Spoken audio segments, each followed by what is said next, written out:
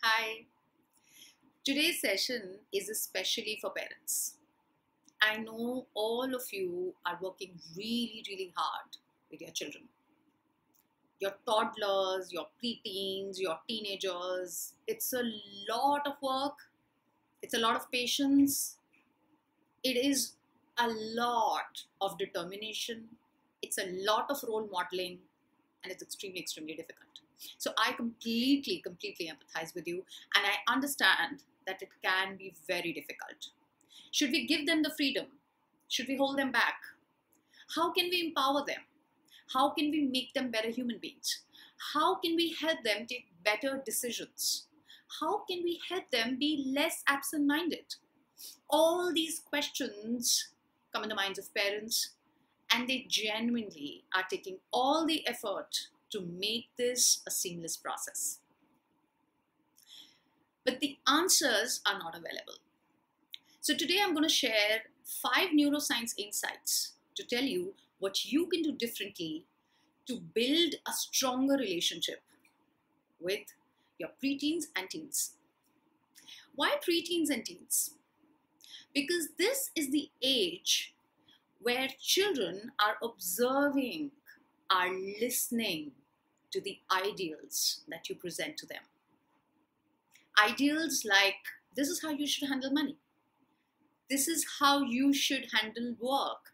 This is what success means. This is what hard work means. This is what negotiation means. This is good, this is bad. This is the time that children internalize the labels. So for example, if you tell your child, you are a compulsive liar. Oh my God, you're so careless. What? Why are you always like out of your mind? Why don't you listen to me? You are always lying. You're so violent. You're so careless. You know, all these words are labels. They label a child. And we need to be aware that these labels and the ideals actually become the internal voice of the child as the child grows into an adult.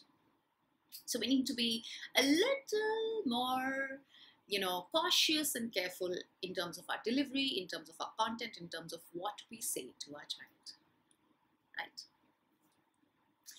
So the 5 things that we can do differently are the following.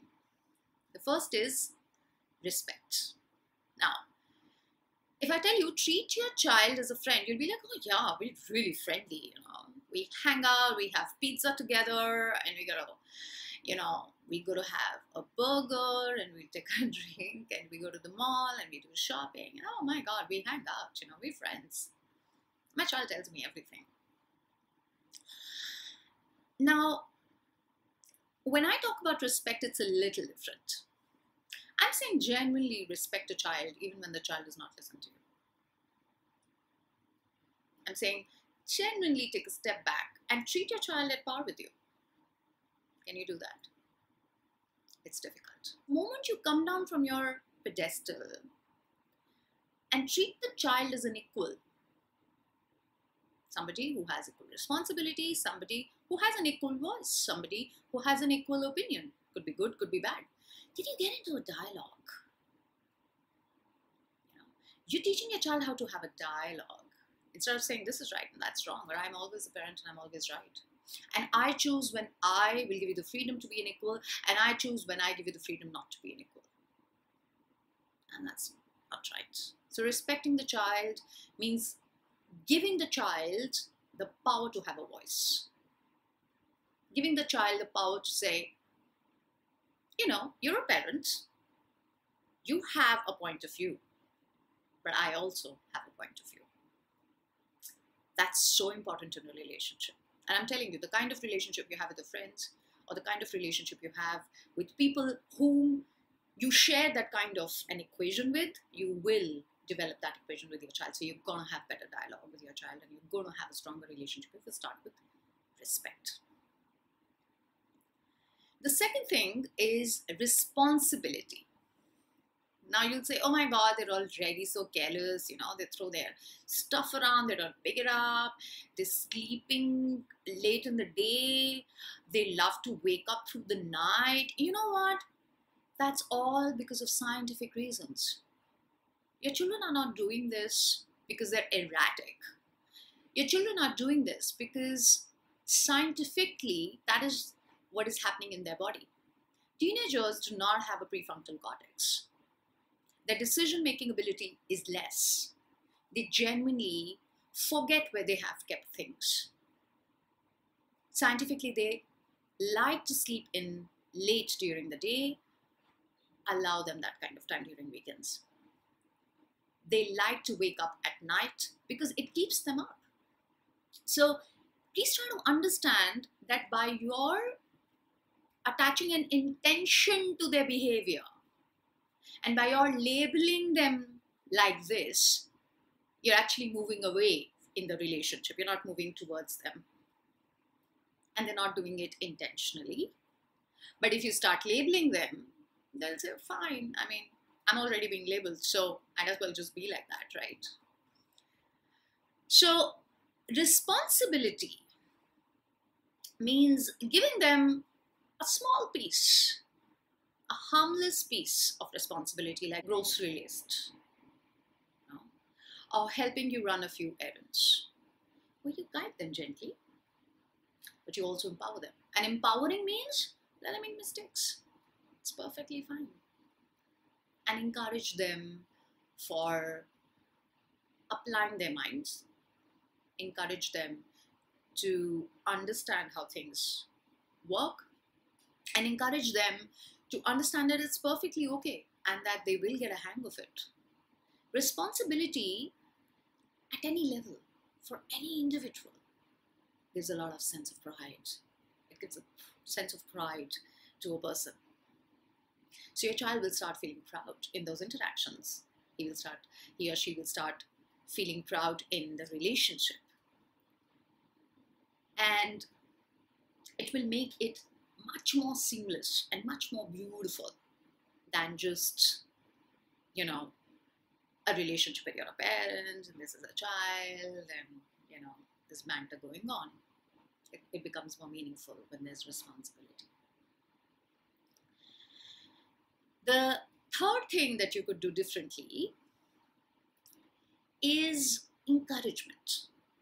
Now, I know you're going to tell me you really encourage your children and you praise them, you call them a genius and you call them they're wonderful and full of potential. But there's a word of caution there.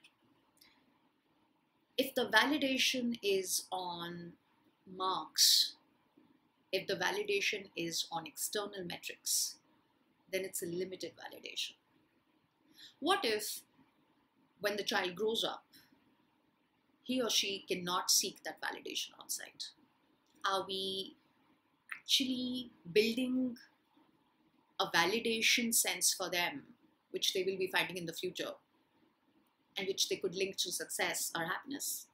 Tricky, right? Therefore, the encouragement should be on effort.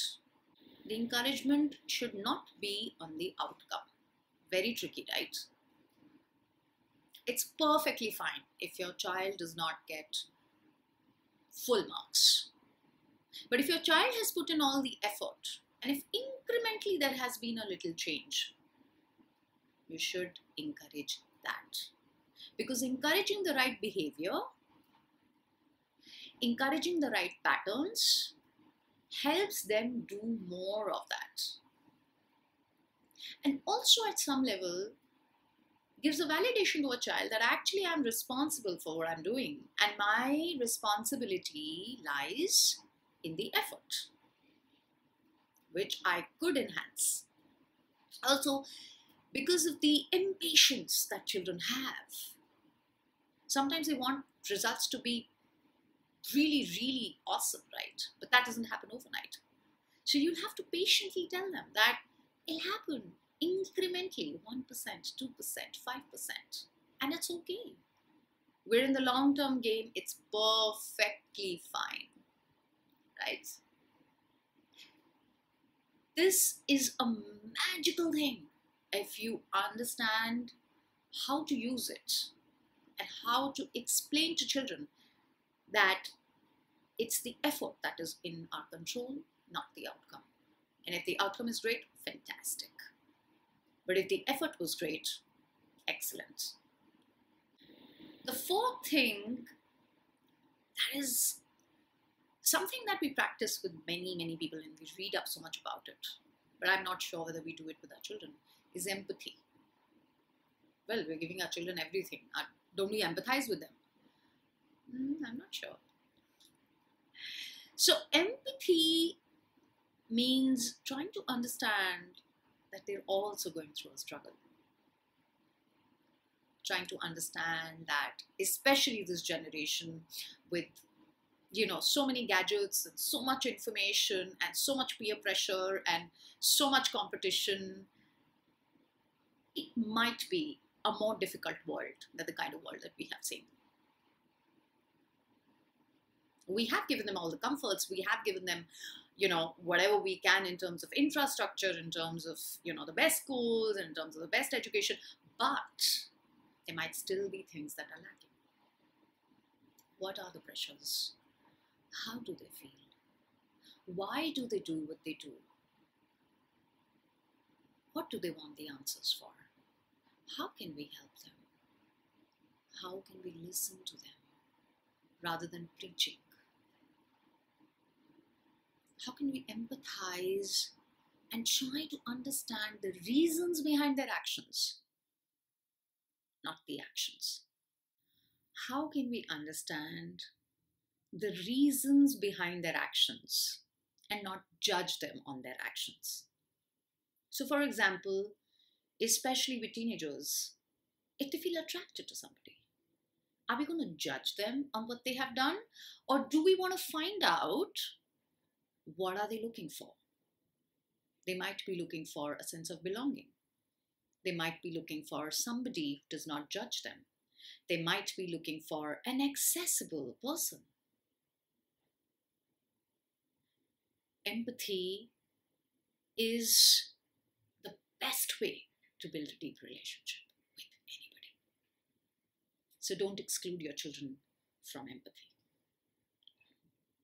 The last point is trust. Now, how do we look at trust when we talk about children? We give them the power to make mistakes. We give them the power to do what they think is best. So, no judgment, no labels, but complete trust. Telling them that we trust them. Telling them that whatever happens, we have their back. Telling them that if they are applying their judgment, they can trust us to help them.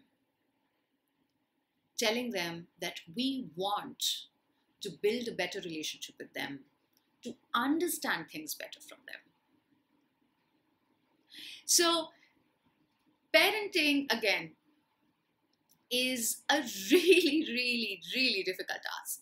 And congratulations to all the parents on doing so much on parenting. I think all of you are doing a wonderful job. But if you just apply a few of these things with a little bit of patience, a little bit of love, a little bit of yourself, then you will see your relationship with your children blossom into something much more beautiful and much more stronger. Live empowered. This is Alka signing off. Goodbye and see you soon.